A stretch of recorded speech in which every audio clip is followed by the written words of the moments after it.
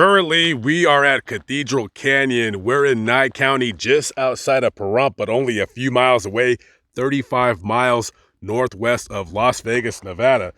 This video is going to be kind of a two-parter, two quick stories combined into one.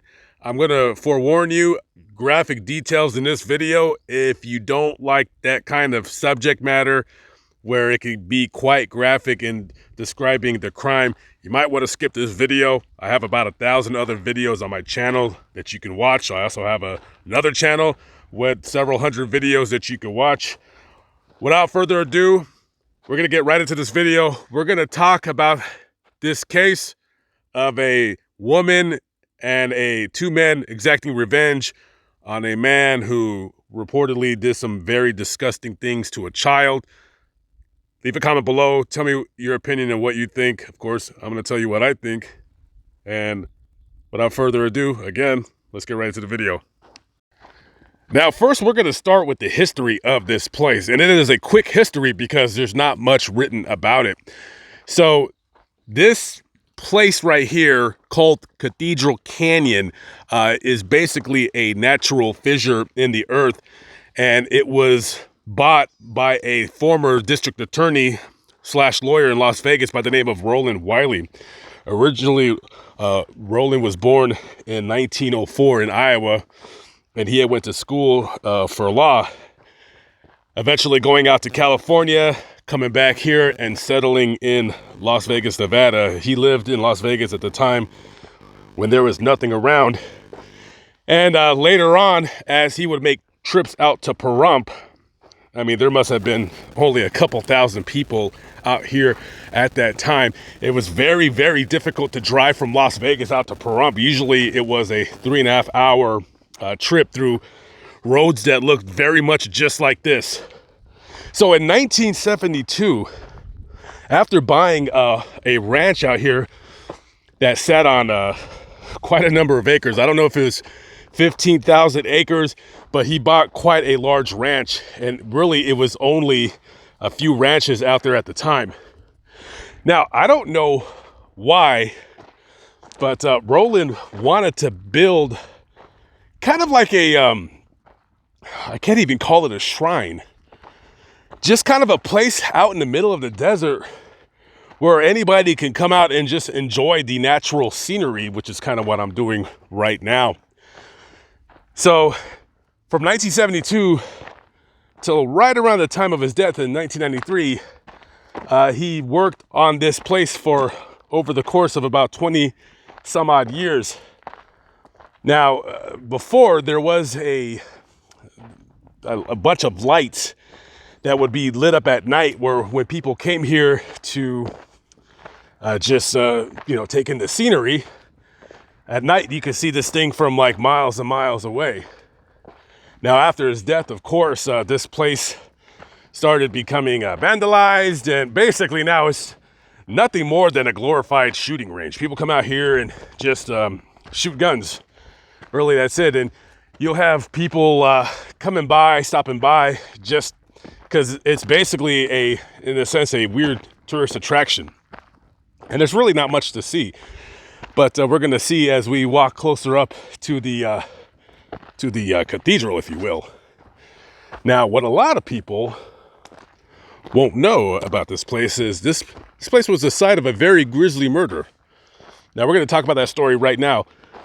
So we're going to go back to July 31st of 2021. And that's where this crime takes place. But before that, let's talk about 127-year-old Roy Jaggers. He's the quote-unquote victim in this case. So Roy was the neighbor of 27-year-old Heather Pate. And Heather had hired Roy to babysit her kids.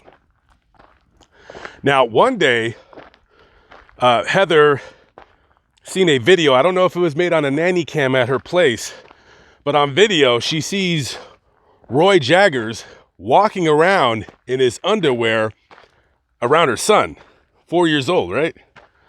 27-year-old man walking around in his underwear around his kid. Even if that was his dad, that's still kind of weird, you know? So she reportedly, according to her testifying in court, she got a really bad vibe about her son, and also her son started acting kind of weird, right? Her son would stop playing in his room and would only play in her room. And her son was just acting very unusual, and she started suspecting that maybe, good Lord, hopefully that's not happening, but you know what I'm about to say. So she asked her son if Roy had hurt him. Now, eventually, she gets it out of him that he did, and so she told him to pull down his pants so she could see his penis. And according to her, it was swollen and bruised. Now, I'm going to go out on a limb and say that's probably grounds for that being true. So, on July 31st, 2021, Heather tells her boyfriend, Kevin Dent, that Roy's been molesting her son. So they kidnap Roy, force him into their vehicle, and along with the help of, I think, her ex-boyfriend, Brad Main, they took him out to this very site right here. This is Cathedral Canyon, and you can see that statue once was Jesus. Now his head is gone, arms are gone. It's been heavily vandalized. This place is just what it once used to look like back in the day. It's nothing like it used to. It's just kind of like an empty, glorified shooting range, if you will. And you can see kind of remnants of what once was. So they bring him out here July 31st, 2021. And they're telling him, like, why did you do this? What kind of punk are you? Supposedly, Kevin asked Roy, like, what his problem is in so many words. And he claims that Roy told him that, well, the little boy was flirting with me. Now, guys, I can't substantiate this claim. You got to, don't take my word for it. But that was what Heather had said in court. So he tells him, how the hell is a 4-year-old going to flirt with you? He punches him in the face. And over the course of a few hours, right here where I'm at right now, probably somewhere up top right there, they start torturing this guy. They're beating the crap out of him. And then, according, to some, the fun really begins, right? So they made him take off all of his clothes. So he's butt naked. And they start torturing him. And Brad, he has a really cool blowtorch that he wants to use on this guy because, Brad has done some time in prison along with Kevin, and you know what they do to guys like that in the joint. So they basically overworked him. They stabbed his buttocks, took knives on his genitals. They blowtorched his genitals, blowtorched his stomach, blowtorched his back. You got to imagine this guy is screaming and hollering and all this. And after they had their way with him, if you will, they marched him. Now, I can't say verbatim exactly where, but on the article it says that they made him walk off a cliff. Now, as you can see, there's a cliff right here, right? And I'm not exactly sure where his body would have been found because I don't see any crime scene tape. I don't think Nye County sheriffs would have any kind of crime scene tape.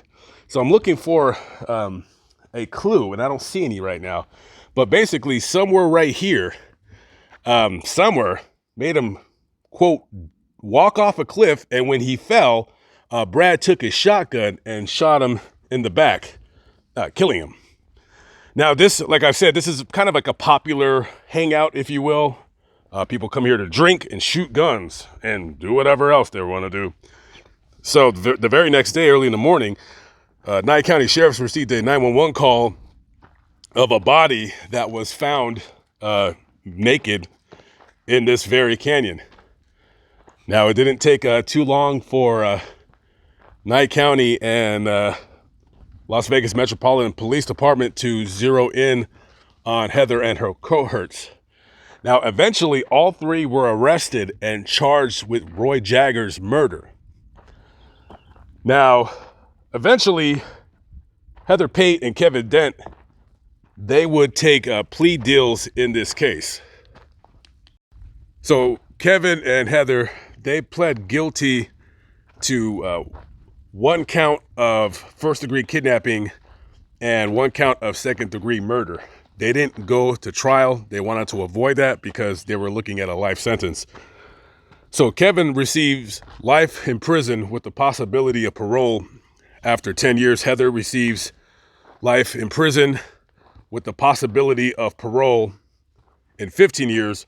And Brad Bain, well, he goes to trial and he's found guilty and he gets sentenced to life without the possibility of parole.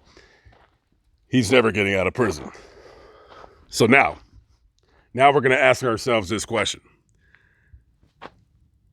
Did Roy Jaggers really molest Heather Pate's 4-year-old son?